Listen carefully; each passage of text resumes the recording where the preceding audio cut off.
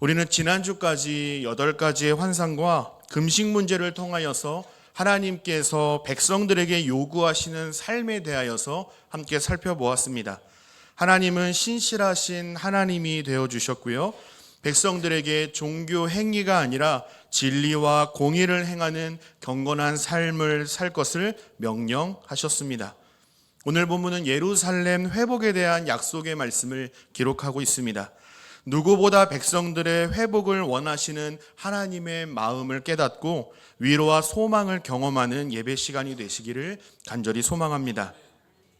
1절과 2절 상반절 말씀을 보시면 만군의 여호와의 말씀이 임하여 이르시되 만군의 여호와가 이같이 말하노라, 이렇게 시작하고 있습니다. 만군의 여호와라는 표현이 2번 연속해서 나오죠. 여기서 만군의 여호와 할 때 만군은요, 군대와 무리를 뜻합니다. 전장에 나가기 전에 모든 준비 태세를 갖춘 용맹한 왕의 모습을 연상케 합니다.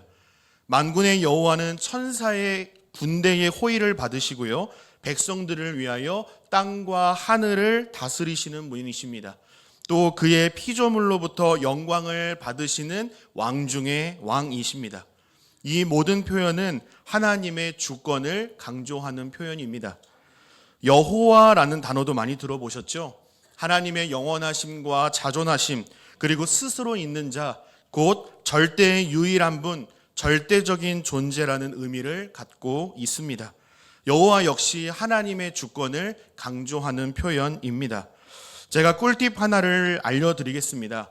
성경을 읽으실 때에 여호와라는 단어가 보이시면요, 내가 끝까지 너를 지키겠다, 책임지겠다라는 언약적 관계의 표현으로 이해를 하시면 무리가 없습니다. 1절 말씀을 보시면 만군의 여호와의 말씀이, 2절에도 만군의 여호와가 이같이 말하노라, 3절에도 여호와, 4절에서도 만군의 여호와, 이렇게 만군의 여호와라는 표현이 23절까지 무려 13번이 반복되어 나옵니다. 하나님은 예루살렘의 회복을 약속하시면서 자신을 소개하시기를 만군의 여호와라, 이렇게 선언을 하시는데요. 다른 성품도 있고 다른 표현들도 참 많이 있는데 하나님은 왜 만군의 여호와라는 표현을 강조하여 말씀하시는 걸까요? 여러분은 스가랴의 상황을 잘 아실 겁니다. 유다 백성들의 상황은 매우 절망적이었죠. 바벨론의 포로로 끌려갔다가 다시 돌아왔는데 상황은 어떻습니까? 성읍은 황폐화되었고 성전은 파괴되어 있습니다. 또 어렵게 성전 재건을 결심했는데 이방 무리들의 거센 방해와 핍박으로 말미암아 이 모든 일이 다 수포로 돌아갔습니다. 기대도 소망도 다 잃어버리고 자포자기하고 있는 백성들을 하나님께서 찾아와 위로하시고 힘을 주시며 다시금 일으켜 세워주십니다. 하나님은 예루살렘의 회복을 말씀하시면서 백성들에게 나 곧 만군의 여호와 하나님이 너희들과 함께 하는데 왜 그렇게 낙심하고 절망하고 있어? 두려워하지 말고 나만 믿고 신뢰하도록 해. 내가 너희를 끝까지 책임질 테니까 걱정하지 마, 라고 용기를 주시는 것입니다. 오늘날을 살아가는 우리에게도 하나님의 위로와 소망이 필요한 줄로 믿습니다. 우리는 살아가면서 크고 작은 문제들을 마주하게 됩니다. 상황과 환경이 너무 절망스럽고 도대체 이 문제를 어떻게 해결하면 좋을까? 막막함을 지금 느끼고 계신 분들도 계실 줄 압니다. 우리가 믿고 신뢰하는 하나님은요, 오늘 본문에서 만군의 여호와 하나님이시라 선포하고 있습니다. 우리와 함께 하실 뿐만 아니라 우리의 삶을 끝까지 책임지신다고 약속하신 하나님을 더욱더 굳게 붙드시고 신뢰하실 수 있는 모든 제2 가족들이 되시기를 예수님의 이름으로 간절히 소망하고 축복합니다. 2절 중반절에서는요, 하나님의 성품을 소개할 때 언약 백성을 위해 크게 분노하시며 질투하시는 하나님이라고 말씀합니다. 여러분은 다 사랑하셔서 결혼하셨죠? 저는 사랑해서 결혼을 했습니다. 다들 사랑을 해보셔서 아시겠지만 질투는요, 사랑의 동의어라고 할 수가 있습니다. 내 남편, 내 아내를 진실로 사랑한다면 질투라는 감정을 당연스럽게도 느끼게 되는 것이죠. 반대로 상대방을 향한 어떤 특별한 마음이 없다면 어떡할까요? 질투라는 감정이 생길 수가 없습니다.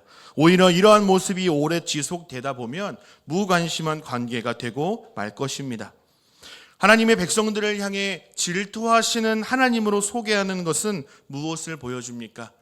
내 백성을 사랑하고 내 소유로 삼고 싶다라는 하나님의 사랑과 의지로 이해할 수가 있는 것이죠.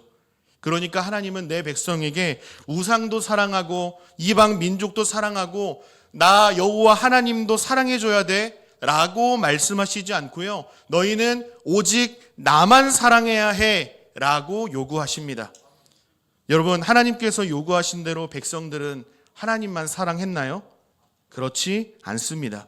하나님의 말씀을 무시하고 불순종했죠. 하나님보다 이방 민족을 더 신뢰했습니다. 언약 백성들을 지키고 돌이키기 위해서 하나님께서 꺼내드신 최후의 카드가 무엇입니까? 그것이 바로 질투요 심판입니다. 그들을 사랑하셨기 때문에 바벨론을 일으켜서 유다 백성을 멸망시키기로 작정하셨다라는 거죠. 인간의 관점에서 보면 그들을 사랑하신다고 말씀하시는데 꼭 이렇게까지 멸망시키셔야 했는가 반문하시는 분도 계실 겁니다. 그러나 이렇게 생각해 보면 어떨까요? 조금 아파봐야, 힘들어봐야, 심판당하고 멸망당해봐야 하나님께로 돌아올 생각을 하기 때문에 하나님도 독하고 모질게 어렵사리 끊어내신 것입니다. 우리도 건강할 때는요, 건강의 소중함을 잘 모릅니다. 그런데 한번 크게 잃고 나면요, 어떻습니까? 하나님께서 허락하신 건강, 일상이 얼마나 소중한지를 깨닫게 되는 것처럼 말입니다. 여러분, 우리도 이러한 과정을 거치고 지금 이 자리에 있는 것 아니겠습니까? 한번 질문을 드려보겠습니다. 여러분은 언제 하나님께로 돌아오셨습니까? 그 감격의 순간을 한번 떠올려 보시기를 바랍니다. 모든 일이 계획한 대로 잘 되고 눈물 흘릴 일도 없고 아프지도 힘들지도 않고 모든 일이 순조로이 이루어질 때 여러분은 하나님께 돌아오셨습니까? 아, 하나님은 살아계신 하나님이시구나. 아, 빨리 하나님께 나아가서 감사의 예배를 드려야겠다. 작정하고 하나님의 품으로 돌아오신 분이 계십니까? 아마 그런 분은 없으실걸요? 오히려 그 반대이지 않겠습니까? 이상하리만큼 계획한 일이 안 돼요. 어디선가 자꾸 막히고 갑작스럽게 질병을 진단받게 되죠. 자녀들에게 어려움이 생기고요. 자꾸 속을 썩여요. 예상치 못했던 어려운 문제와 어려움이 생겼을 때 여러분 하나님께 돌아오지 않으셨습니까? 내 건강과 지혜, 인맥, 수소문, 내가 할 수 있는 것은 모조리 다 해보았는데도 불구하고 문제를 해결할 방법이 없어서 그때 하나님 앞에 나와 은혜를 구하신 것 아닙니까? 그 당시에는 자꾸 나를 구속으로 몰아가는 것 같고 절벽으로 나를 몰아세우는 것 같은 그 하나님이 정말 너무나도 싫었는데 지금 이제 와서 생각해 보니까 모든 것이 하나님의 은혜요 인도하심이었음을 감사하며 예배하고 계시지 않느냐라는 말입니다. 하나님은 불순종한 백성들에게 분노를 쏟아내셨으나 기분에 따른 파괴적인 분노를 하신 것이 아니라 시온 백성들을 위한 하나님의 자녀들을 위한 거룩한 분노를 하셨다라고 2절에서 기록하고 있습니다.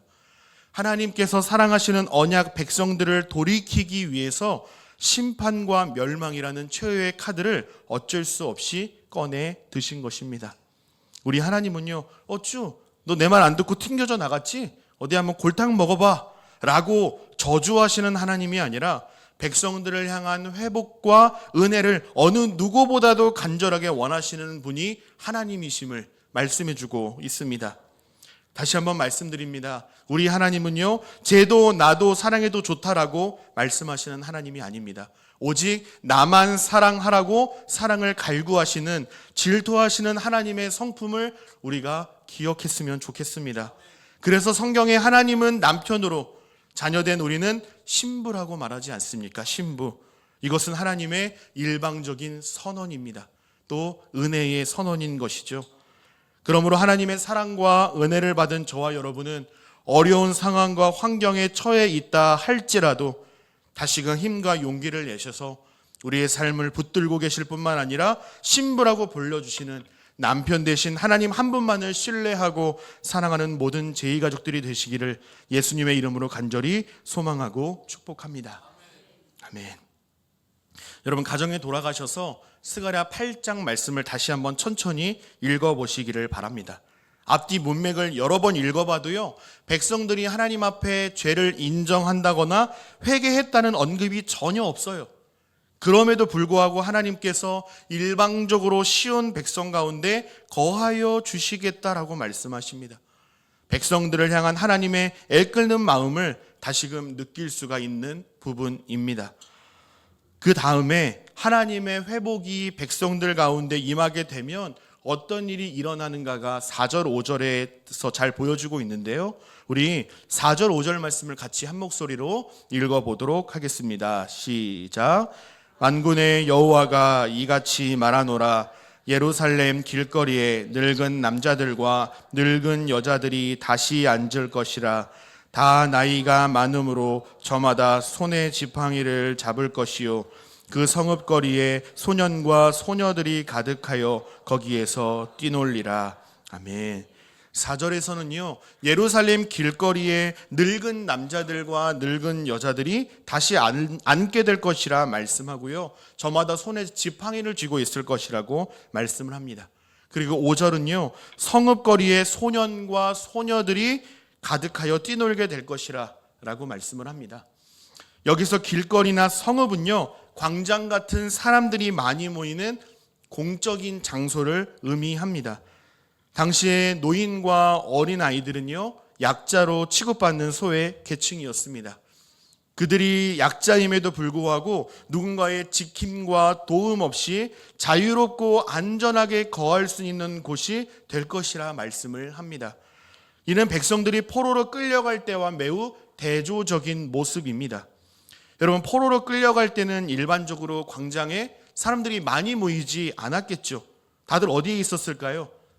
포로로 끌려가지 않기 위해서 사람들의 눈에 띄지 않는 어둡고 구석진 곳에 숨어 있을 겁니다. 왜냐하면 이것이 자신과 가족들을 지키기 위한 최선의 방법이기 때문에 그렇죠. 그런데 하나님의 회복이 임하게 되면 어떻게 됩니까? 나이가 많은 자나 적은 자나 다 광장에 나와서 자유롭게 활보하게 될 것이라 말씀하고 있습니다. 살다 보면요, 어르신들의 지혜와 조언이 필요한 순간들이 있습니다. 연륜과 많은 경험에서 단련된 이 지혜와 하나님의 역사들을 어르신들을 통하여서 들을 수가 있습니다.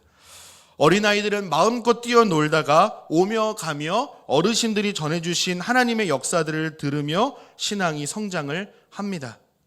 이들이 어떤 설교를 들었는지는 기억하지 못해도 새벽에 온토세에 참석하고 함께 엄마 아빠와 라면 먹었던 기억을 간직하면서 신앙이 성장하게 되는 것 아니겠습니까?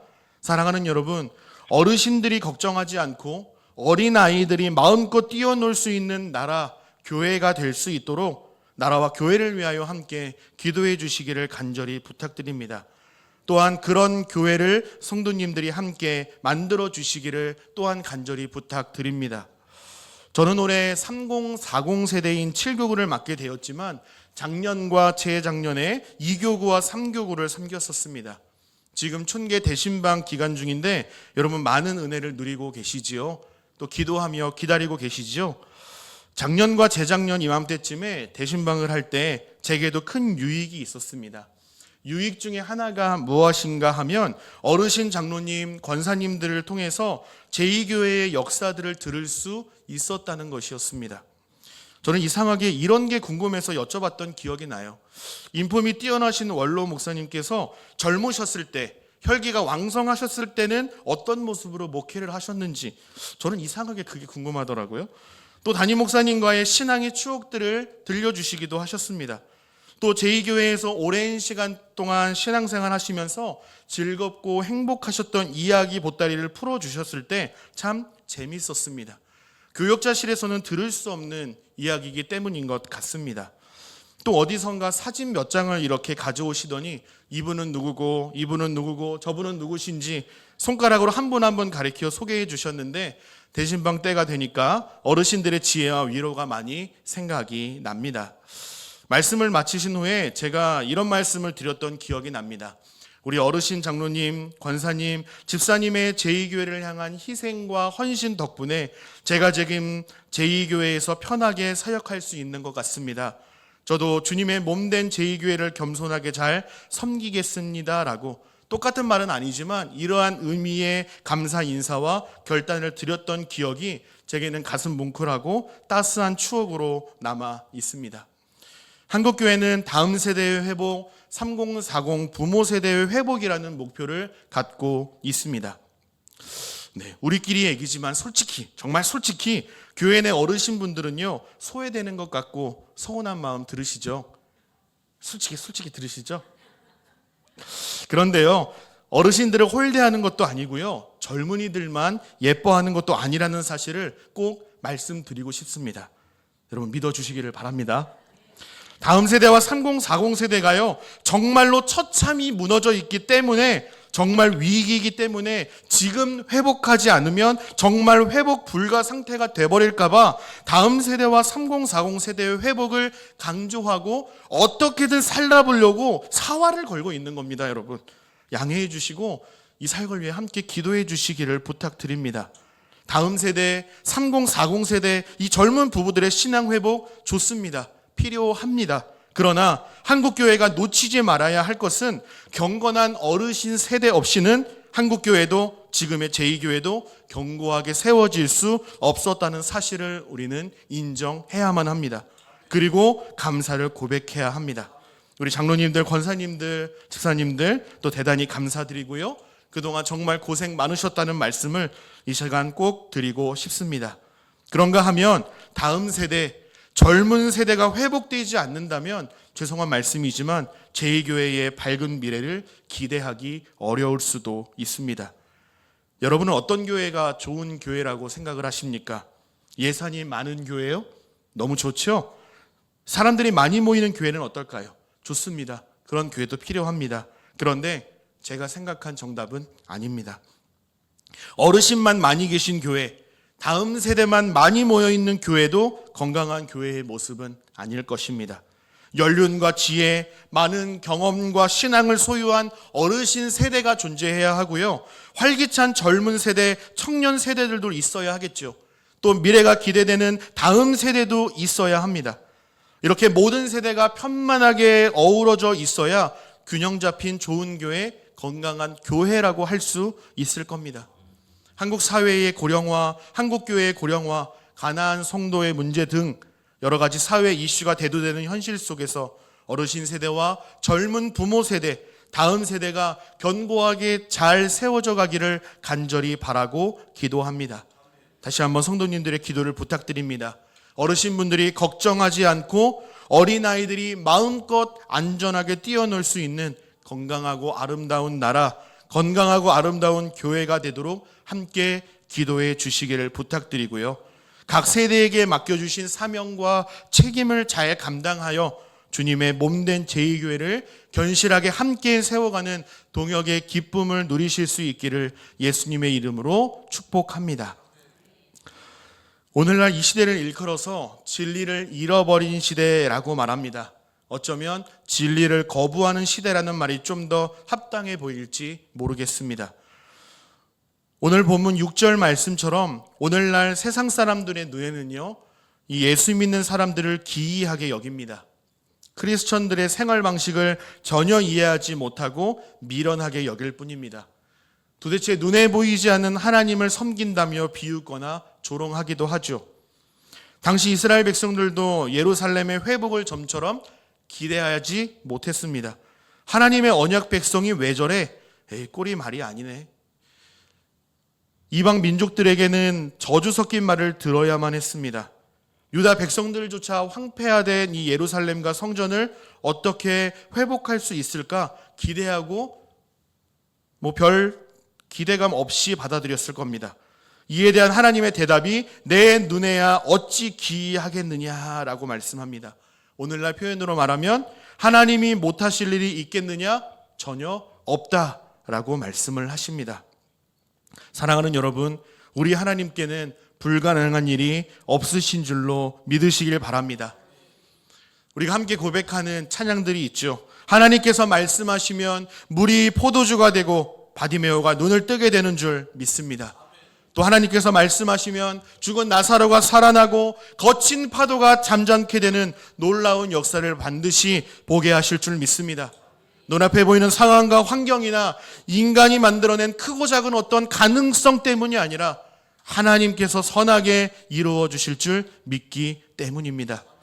우리 하나님은요, 불가능해 보이는 절망적인 상황에서도 동서남북 모든 곳에서 자기 백성들을 회복시키실 것이라고 약속하십니다. 그리고 그 약속을 신실하게 이루어 내셨습니다. 어떻게 이루셨습니까? 예수 그리스도의 십자가의 구속의 사역으로 말미암아 모든 죄인들을 구원하셨지 않습니까?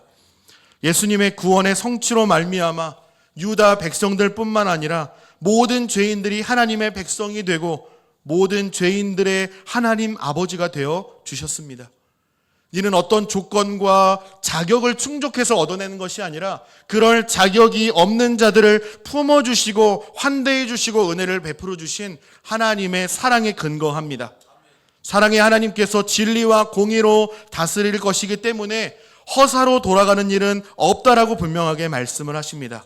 사랑하는 여러분, 우리가 믿고 신뢰하는 하나님은 자신의 뜻과 계획을 반드시 이루시는 신실하신 하나님이심을 다시금 기억하시고 오롯이 우리 하나님만 믿고 신뢰하는 모든 제2 가족들이 되시기를 예수님의 이름으로 간절히 소망하고 축복합니다.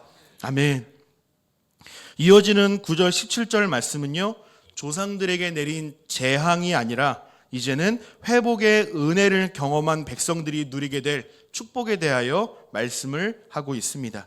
9절 끝부분에 너희는 손을 견고하게 할지어다 라고 말씀하고요, 13절 끝부분에는 두려워하지 말고 손을 견고히 하라 라고 말씀하시는 것입니다. 이것은 하나님께서 주시는 위로와 격려의 말씀입니다. 하나님은 황폐화된 예루살렘과 성전을 다시금 회복시키셔서 유다 백성들을 축복의 통로로 세우실 것이기 때문에 두려워하지 말고 손을 견고하게 할 것이라 명령을 하십니다. 이제는 조상들과 달리 하나님의 심판이 아니라 은혜와 회복을 베풀어 주실 것이기 때문에 성전을 재건하는 과정이 두렵고 막막하고 힘겨운 현실처럼 보인다 할지라도 결코 두려워하지 말고 손을 견고히 하여 끝까지 하나님께서 맡겨주신 사명을 감당하라라고 말씀하십니다. 이 일을 통하여 하나님께서 이루고자 하시는 일이 무엇입니까?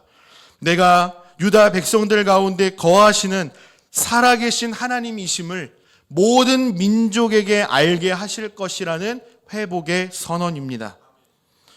이렇게 회복을 선언하신 후에 16, 17절에서 인간의 책임과 의무를 강조하십니다. 회복을 경험한 언약 백성들에게 하나님께서 요구하시는 삶은 어떤 삶입니까? 우리 16, 17절 말씀을 같이 한 목소리로 읽어보도록 하겠습니다. 16, 17절 말씀입니다. 시작. 너희가 행할 일은 이러하니라. 너희는 이웃과 더불어 진리를 말하며 너희 성문에서 진실하고 화평한 재판을 베풀고 마음에 서로 해하기를 도모하지 말며 거짓 맹세를 좋아하지 말라. 이 모든 일은 내가 미워하는 것이니라. 여호와의 말이니라. 아멘.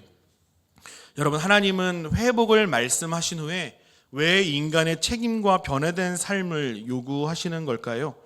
하나님께서 주권적이고도 일방적인 사랑하심으로 말미암아서 이미 모든 일을 하나님께서 다 하시겠다라고 선언한 상황이거든요.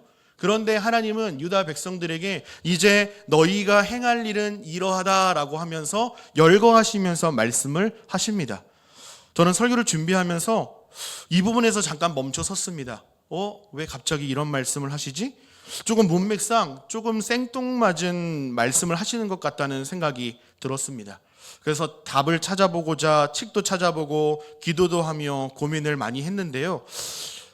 이러한 하나님의 요구에 매우 중요한 사실이 담겨져 있다는 사실을 깨닫게 되었습니다.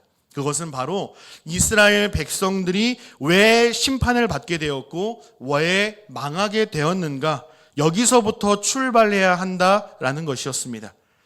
여러분, 이스라엘 성전이 불타서, 예루살렘 성전이 불타서 이들이 망했나요? 건물이 없어서 망했나요? 그럼 이제 성전만 재건하면 모든 것이 다 회복이 될까요? 아닙니다. 이 유다 백성들이 망한 진짜 이유는요, 예루살렘과 성전의 완전함 그 어떤 때문이 아니라 이들이 하나님을 거역하고 하나님의 말씀에 불순종한 패역함이 원인이었습니다. 우리는 이것을 잊으면 안 돼요. 기억해야 합니다. 성읍과 성전이 불타서가 아니라 그들이 하나님의 임재를 부인했기 때문에 심판의 결과로 망하게 된 겁니다. 하나님을 향한 신실함의 부재뿐만 아니라 삶의 자리에서 진리와 공의가 전혀 실현되지 못했기 때문에 진리와 공의를 회복하여서 경건하고도 신실한 하나님 나라의 백성의 삶을 회복하는 것이 하나님께서 원하시는 회복의 시작이요, 결과요, 완성이라고 보셨던 겁니다. 그래서 하나님은 회복을 선언하셨다가도 이웃과 더불어 서로에게 진리를 말하고 거짓 맹세하지 말고 공평한 재판을 하는 올바른 행실도 회복할 것을 명령하신 것입니다. 하나님께 대한 마음만 회심하고 회복하면 이것은 절반짜리 회복이라는 거죠. 이웃과 더불어 화평하고 공평하고 정의롭게 행하는 삶이야말로 하나님께서 요구하시는 100점짜리 완전한 회복이라고 말씀을 하시는 것입니다. 이 부분은 우리에게도 동일하게 적용할 수 있습니다. 하지만 어느 누구도 예외일 수 없고요. 또한 자유할 수 없는 영역이라고 생각합니다. 조심스럽게 한번 여쭤보겠습니다. 저와 여러분은 어떤 삶을 살아가고 계십니까? 신앙과 삶이 일치하는 성도의 삶을 여러분 살아가고 계십니까? 어쩌면 우리의 삶의 영역 속에서 가장 취약하고 무너져 있는 영역은 아닌지 모르겠습니다. 초대교회의 성도들은 세상 사람들로부터 법 없어도 살고 저 예수쟁이는 절대 거짓말을 하지 않는다라고 인정을 받았다고 하는데 이 시대 성도된 우리는 어떻습니까? 이러한 평가와 인정을 받으며 신앙생활을 하고 계십니까?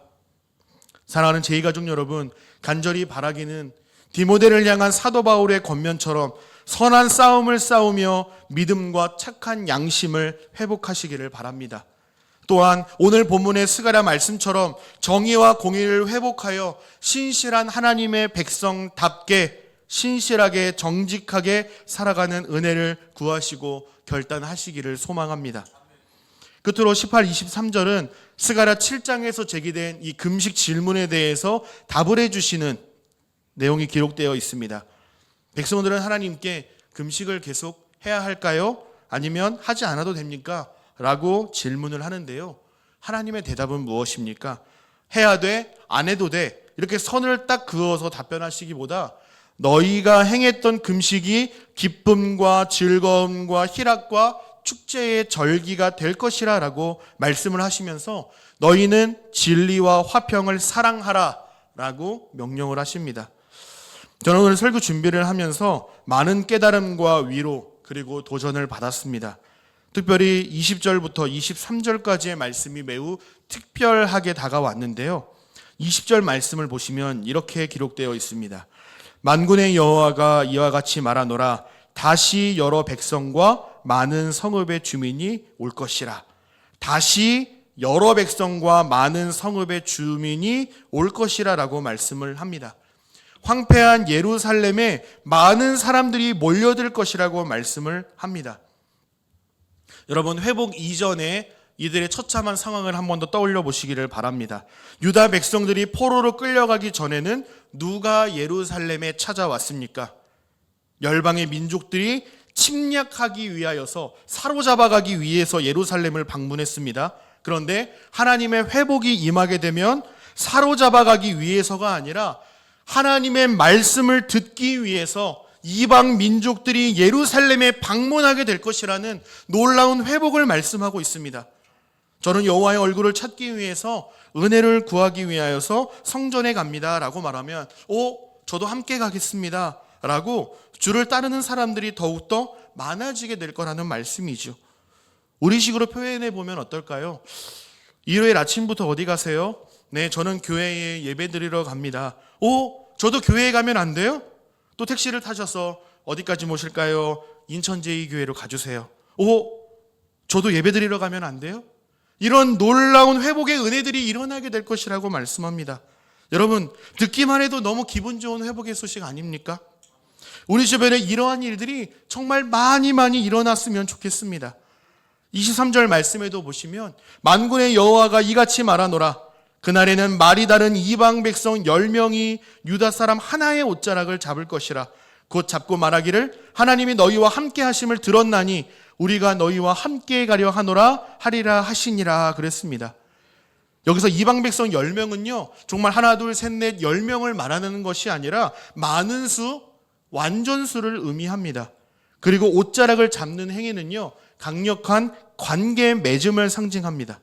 좀 전에도 말씀드렸던 것처럼 나는 아브라함의 자손이 아니라 이방인이라서 하나님께 예배할 수 있는 자격도 없고 하나님도 잘 모르지만은 제발 나도 하나님을 예배할 수 있도록 좀 도와주세요. 방법을 좀 알려주세요. 바짓가랑이라도 붙드는 심정으로 간구하는 사람들이 더욱더 많아지게 될 것이라고 말씀합니다. 여러분, 누가 지금 이런 말을 한다고요? 유다 백성들을 핍박하고자 했던 이방의 사람들이 하나님의 임재를 사모하고 하나님의 은혜를 구하는 예배자가 되게 하실 것이라는 놀라운 회복의 말씀을 주고 계신 것입니다. 여러분, 이 예언은 언제 성취될까요? 이미 성취되었습니다. 누구로 말미암아서요? 예수 그리스도로 말미암아서입니다. 예수 그리스도가 우리를 구원하시기 위하여서 하나님과의 관계를 회복하시고 모든 자녀들을 하나님의 자녀 삼아주시고 예배자로 세워주셨지 않습니까? 그러므로 예수 그리스도를 유일한 구원자요 나의 주 나의 하나님으로 고백하기만 한다면 하나님을 아버지라고 고백할 수 있고 기도할 수 있고 어디서든 예배할 수 있는 놀라운 축복을 예수 그리스도를 통하여 성취해 주신 것 아닙니까? 이것이 놀라운 하나님의 사랑이요 은혜임을 믿고 감사의 삶을 살아가는 우리 모두가 되기를 소망합니다. 사랑하는 여러분, 그렇다면 이 말씀에 우리의 삶을 한번 비춰보겠습니다. 스스로 한번 질문해 보시고 답을 내려보시기를 바랍니다. 여러분은 이방 민족들이 하나님을 모르는 사람들이 하나님을 찾도록 하는 데에 도구로서의 삶을 살아가고 계십니까? 아니면 혹시 많은 죄인들이 하나님께로 돌아오는 일에 방해자나 걸림돌이 되고 있지는 않습니까? 주위 사람들이 나도 너처럼 예수님 믿고 싶다라는 말을 들으면 하나님도 우리도 기쁠 것입니다. 그런데 반대로 한번 생각해 볼까요? 뭐야? 너 교회 다녔어? 몰랐네?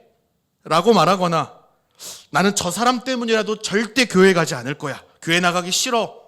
라는 말을 들으면 저도 슬프고 여러분도 슬프고 하나님은 더욱더 슬프시겠지요. 간절히 바라기는 저와 여러분 우리 모든 제2가족들이 내가 하나님은 잘 모르지만 저 사람이 믿는 하나님이라면 나도 한번 믿어보고 싶어 라는 말을 자주 들으셨으면 좋겠습니다.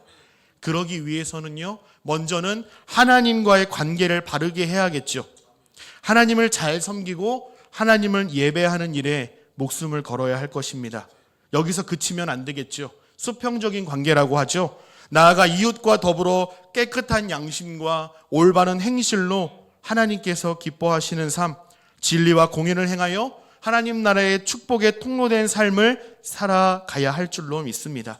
그렇게 할 때에 저와 여러분의 경건한 삶을 통하여서 하나님을 모르는 많은 사람들이 하나님께로 돌아오는 가슴 벅찬 회복과 회심을 경험케 하실 줄 믿습니다. 말씀 맺겠습니다. 작년 여름 신문기사에 이례적인 소식이 보도되었습니다. 혹시 가보신 분이 계실지 모르겠습니다. 지구에서 가장 건조한 곳으로 알려진 아타카마 사막이라는 곳이 있다고 합니다. 이 아타카마 사막은요, 칠레 북쪽에 위치하고 있고요. 극도로 낮은 강수량과 독특한 기후 조건 때문에 매우 황량한 모습을 하고 있다라고 알려져 있습니다. 아타카마 사막은 보통 5년에서 7년 사이에 한 번씩 꽃을 핀다고 알려져 있습니다. 여름에 해당하는 9월과 10월 중순쯤에 5년 7년마다 꽃이 피고요. 겨울에 해당하는 7월 초에는 꽃을 보기 매우 어렵다고 합니다. 하지만 슈퍼 엘니뇨 현상으로 12시간 동안 비가 쏟아져 내렸는데 무려 7년간의 강수량에 달하는 비가 하루 사이에 쏟아졌습니다. 그리고 이 척박한 사막 땅은 온통 핑크빛으로 물들었습니다. 폭우 덕분에 그동안 싹트지 못했던 꽃을 피우게 된 것입니다. 이 사막에 오직 모래만 있었던 것은 아니었습니다. 씨앗들이 흙먼지 속에 웅크리고 있다가 비를 만나자 기다렸다는 듯이 아름다운 꽃을 피우는 것입니다. 이스라엘 백성들은 황폐함 가운데 망한 것 같았으나 아주 망하지 않았습니다. 하나님을 거부하고 하나님의 말씀에 불순종한 이스라엘 백성이었지만 질투하시는 만군의 여호와시요 사랑의 하나님께서 백성들을 포기하지 아니하시고 신실하셨기 때문에 그들은 회복할 수 있었습니다. 인류 역사상 가장 건조한 사막에 비가 내리자 아름다운 꽃을 피우는 것처럼 패역한 유다 백성들에게 회복을 명하시니 놀라운 회복을 경험하게 된 것입니다. 하나님 앞에 어떤 패역한 자 할지라도 하나님께서 은혜의 단비를 내려주시면 사막 같은 우리의 몸과 마음에도 아름다운 꽃을 피게 하실 줄 믿습니다. 로마서 5장 6절과 8절에 우리에게 익숙한 말씀이 있죠. 우리가 아직 연약할 때에 기약대로 그리스도께서 경건하지 않은 자를 위하여 죽으셨도다. 8절은요. 우리가 아직 죄인 되었을 때에 그리스도께서 우리를 위하여 죽으심으로 하나님께서 우리에 대한 자기의 사랑을 확증하셨다라고 말씀합니다. 10절과 11절은요. 곧 우리가 원수 되었을 때에 그의 아들의 죽으심으로 말미암아 하나님과 화목하게 되었은즉 화목하게 된 자로서는 더욱 그의 살아나심으로 말미암아 구원을 받을 것이니라. 그뿐 아니라 이제 우리로 화목하게 하신 우리 주 예수 그리스도로 말미암아 하나님 안에서 또한 즐거워하느니라. 아멘. 이 말씀은요, 하나님의 놀라운 구원 계획이 예수 그리스도 안에서 완전히 성취되었음을 선언합니다.